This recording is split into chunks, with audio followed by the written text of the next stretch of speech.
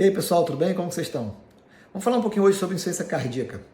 A insuficiência cardíaca é uma doença extremamente grave, comum, frequente nos consultórios, nos ambulatórios, no pronto-socorro, tá? É uma doença extremamente prevalente, até por conta do envelhecimento da população. A população hoje está vivendo mais, né? As pessoas estão vivendo mais. Existem também, além disso, vários medicamentos mais modernos, várias terapias mais modernas, que fazem com que as pessoas evoluam, vivam mais, com qualidade. Porém, o que acontece é que chega um ponto que o coração começa a chegar no seu limite, né? E, além disso, existem vários fatores de risco que levam uma pessoa a desenvolver a insuficiência cardíaca. E como ali já colocando como principais causas de uma insuficiência cardíaca crônica, a hipertensão arterial sistêmica, né? A pressão alta crônica, e a cardiopatia isquêmica, a doença coronariana, o infarto, a doença que envolve as artérias do coração, as coronárias, e vai causar depois o comprometimento ali da função do coração na contratilidade. E a insuficiência cardíaca ocorre quando o coração ele perde a sua capacidade de fazer o seu papel como bomba. Imagina que o coração é um músculo e ele, como uma bomba, ele bombeia o sangue, né? Cada batimento cardíaco ele está bombeando o sangue, carreando na corrente sanguínea com o oxigênio e nutrientes para todas as células do corpo, né? Esse é o papel dele. Desde que você nasceu até hoje, ele está lá batendo sem parar. E o que acontece é que, por algum motivo, ele deixa de cumprir esse papel. Ele não consegue bombear o sangue, mandar o sangue para frente, para os órgãos, seja por uma sobrecarga de volume, seja por conta de uma hipertensão arterial, seja por algum fator, uma arritmia, ele perde a sua capacidade de cumprir o seu papel de levar o sangue com oxigênio e nutrientes para todas as células do corpo, né? Então existem vários fatores que levam uma pessoa, por exemplo, a desenvolver uma insuficiência cardíaca, né? Então, por exemplo, o infarto agudo do miocárdio, né? Imagina um infarto, necrose de uma parte do músculo do coração, ele perde uma parte do músculo do coração, então ele perde um poder contrátil ali, dependendo da extensão do tamanho do infarto, ele perde a sua capacidade de contração, uma alteração valvar, por exemplo, a pessoa que tem uma estenose aórtica, uma insuficiência mitral, da válvula do coração, infecções podem ocasionar insuficiência cardíaca, principalmente se a pessoa já tem algum comprometimento ali da função do coração, a própria hipertensão arterial crônica, que a longo prazo o coração vai perdendo a sua potência, a sua força, isso sendo um dos casos, das causas mais comuns também, né? Arritmias no coração, as pessoas que não tomam medicamentos de forma adequada, às vezes a pessoa está tomando remédio para pressão e para de tomar o remédio, né? E aí, com certeza, ela vai acabar a pressão subindo e o coração também não vai, muitas vezes já está com algum comprometimento, não vai conseguir dar conta de suprir as demandas, né? Então existem vários fatores, né? O estresse, a ansiedade como descompensador de uma insuficiência cardíaca, né? Então, temos que cuidar, né? E no caso dos sintomas mais comuns da insuficiência cardíaca, o principal sintoma é a dispneia, a falta de ar, tá? Então, a pessoa que está com falta de ar, principalmente adulto e principalmente idosos, principalmente acima de 60 anos, tem que ser valorizado esse sintoma, tem que procurar o médico, tem que investigar, tem que procurar saber se essa falta de ar pode ter uma origem cardíaca, até porque é comum.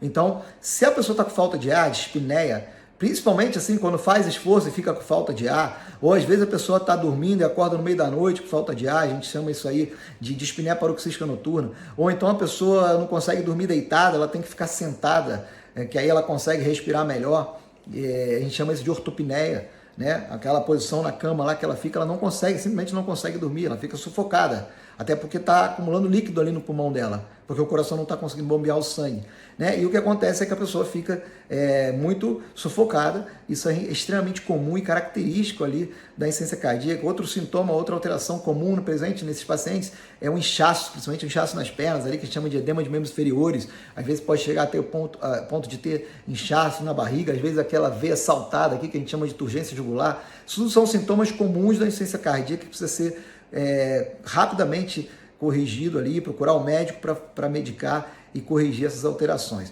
E o que acontece é que o coração, como ele não consegue bombear o sangue, começa a acumular líquido para trás. Então, vai acumular líquido a nível do sistema sistêmico, então vai acumular líquido ali na barriga, vai acumular líquido nos membros inferiores, vai acumular o líquido aqui na região do pescoço e também vai acumular líquido no pulmão.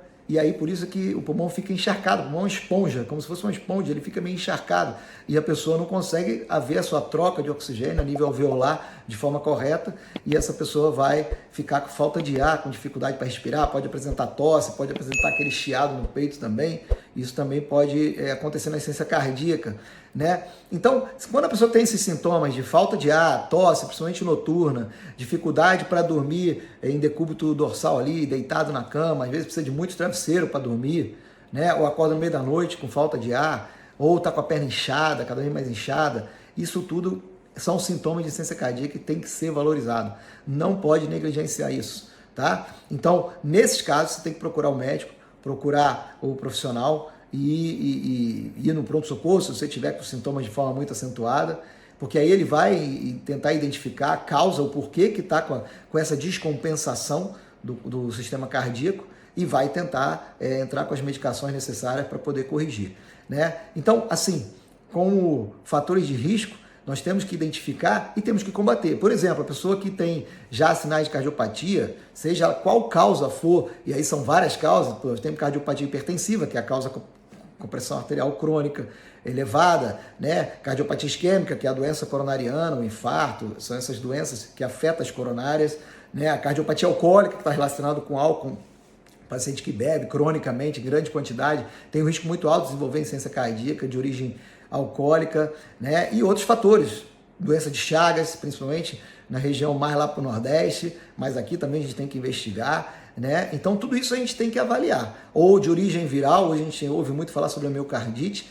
que também pode, num paciente que já tem ali algum comprometimento do coração, desenvolver ali uma insuficiência cardíaca, né? Ou dependendo do grau da miocardite que esse paciente desenvolveu.